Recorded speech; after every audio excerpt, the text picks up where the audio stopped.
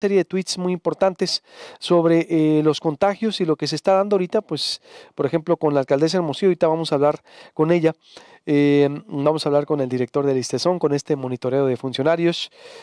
Alguien que da positivo a COVID-19, decías en tu cuenta de Twitter, no se tiene que recuperar de nada. Si no se enferma, el ser positivo es una cuestión transitoria en lo que el sistema inmune se deshace del virus, pero no hay enfermedad, solo están contagiados por lo que no hay nada de qué recuperarse.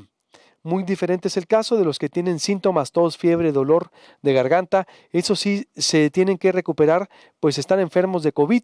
Si no tienen síntomas, solo están contagiados, pero no enfermos. Explícanos, mi estimado, ¿a qué te refieres para la gente que se ha contagiado? ¿Qué tal? Buenos Buenos días, Luis días. Alberto. Pues son dos términos que a veces cuestan un poco de trabajo distinguir en esto de la pandemia del COVID. Una cosa es la infección y otra cosa es el desarrollo de la enfermedad. Infección quiere decir que tú tienes contacto con un virus, el que sea, en este caso coronavirus, y el virus entra a tu organismo. Y de ahí pueden ocurrir dos cosas.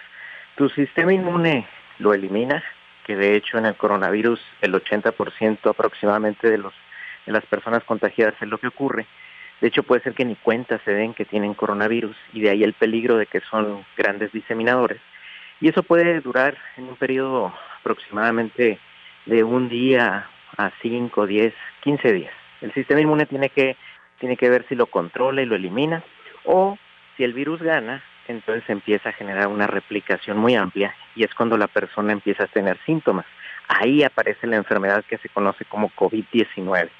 En el caso de los pacientes que se infectan, esto no quiere decir que estén enfermos necesariamente. Si alguien no tiene ningún síntoma, va y se hace una prueba de coronavirus, le puede salir positivo, pero eso no quiere decir que vaya a desarrollar COVID. ¿Quiénes son los que desarrollan COVID? Generalmente es un promedio de edad de alrededor de, habíamos dicho, entre 50, 60, 70 años, diabéticos, hipertensos, con comorbilidades. Esos son los que desarrollan cuadros muy severos y que se nos complican, pero claro, hay sus excepciones. ¿Puede un niño desarrollar COVID? Claro. ¿Puede un bebé fallecer de COVID? Claro, pero son situaciones extremadamente raras, no es lo común, por así decirlo. Entonces, habría que distinguir bien lo que es infección por coronavirus, SARS-CoV-2, que mucha gente la va a tener, y muchos inclusive ni cuenta se van a dar, y lo que es como tal el COVID-19, que son todos esos síntomas que hemos estado comentando, de tos, fiebre, dolor de cuerpo, dificultad para respirar, inclusive en algunos pacientes se presenta como falta de posibilidad de percibir olores, ¿verdad? Cansancio en general, dolor de garganta. Todos esos son los síntomas que nos hablan que la enfermedad ya se estableció en la persona. Y ahí sí se tiene que recuperar y es donde tenemos que hacer el esfuerzo, ¿verdad? Tanto el paciente llevando a cabo las medidas necesarias como los médicos para poder tener un buen desenlace de la enfermedad.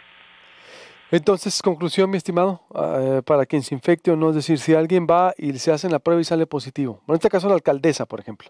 Claro, en el caso de ella, si salió positivo y no tiene ningún síntoma, tiene que estar aislada, porque ella, a pesar de que no desarrolle, y ojalá que así sea, que no desarrolle la enfermedad de COVID-19, puede ser una persona que contagie a las personas que están a su alrededor.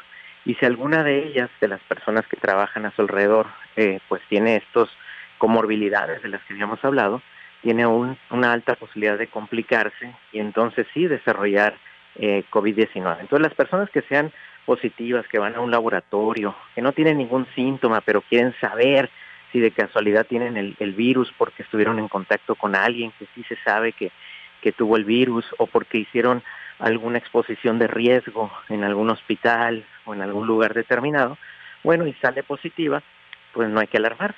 Lo único que hay que saber es que su organismo tiene el virus, está peleando con él y lo más seguro es que lo elimine, pero sí se tiene que aislar porque es una persona que puede generar contagios. Sonora es el 10º estado con más casos confirmados de contagios a nivel nacional. ¿Qué te dice esto, doctor, para cerrar? Bueno, existen varias situaciones. Uno, hemos aprendido a diagnosticar mejor la enfermedad. Anteriormente, pues no se sospechaba de que alguien pudiera tener COVID si presentaba los síntomas. Ahora los médicos están muy sensibles a esa situación y les es más fácil detectarlo. Dos, se están haciendo más pruebas. Antes no se hacían tantas pruebas como ahora y eso también va a empezar a elevar el número de contagios. Tres, todavía no tenemos fase realmente fuerte de calor. Esos días en que amanecemos a 40 grados y son las 10 de la noche y está a 40 grados, eso todavía no lo tenemos. Entonces realmente todavía no podemos decir que el calor esté influyendo de forma importante en la pandemia. ¿Tú te Y sostienes tres, en que cuando llegue el calor va a empezar a descender? sí, pero tiene que ser un calor constante, ¿eh? No puede ser un día que Sí, como una hora estamos en tuvimos mayo, a ¿no? Que de 40 repente grados. unas ya mañanas muy frescas y ahorita, o sea, es decir, Sí, de hecho, si te fijaste, hoy amaneció muy fresco, o sea, sí, yo nada de también digo, calor. yo, pues casi es Entonces, mayo, digo, yo creo que a partir del 1 de junio va a estar muy caliente, digo, no sé, es decir, sí, estamos hablando de esos días que nosotros recordamos muy bien en verano, que son las 10 de la noche, estamos a 40 grados, ¿no? Esos días son los que me refiero. Evidentemente sí van a tener un impacto en la diseminación, pero actualmente no, todavía no estamos realmente en la época fuerte de calor. pero sí, cuando llegue el calor, entonces empezará a bajar el contagio. Sí, se van a dar por dos cosas, ¿eh? Que de por sí la curva va a tener una disminución para esas fechas de forma importante. O sea, no se calcula que nosotros tengamos una disminución importante por ahí de julio y agosto. Entonces va a coincidir mucho con esa disminución que de por sí trae la pandemia. Pero en el caso de Sonora va a ayudar mucho a evitar la diseminación tan fuerte. Ahorita estamos en el pico más alto de la meseta, ¿no? Entonces sí estamos con alta cantidad de contagios a diario, pero en general muy estables. Lo que yo decía, para poder decir que seguimos en una curva alta, tendríamos que romper récord todos los días de contagios. Pero esto no es así. A pesar de que tenemos contagios muy altos en número, seguimos en meseta. Quiere decir que estamos próximos, probablemente en los próximos 15 a 20 días, no se puede asegurar nada, porque esto es como un pronóstico del tiempo, pero estamos seguramente muy próximos a empezar a ver una disminución en el número. Muy bien, conclusión, doctor.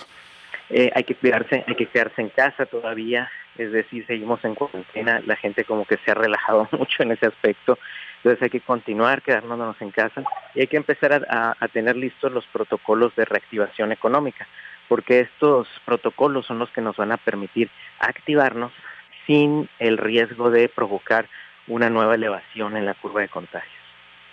Muy bien, pues estamos en contacto, doctor, como siempre, gracias por tu disposición y Claro que estamos en sí, Luis contacto. Alberto, un Abrazo. saludo. Hasta luego. 133,000, ojo, este es un dato duro muy fuerte, pero que es el otro impacto, el otro rostro de la pandemia. 133,541 estudiantes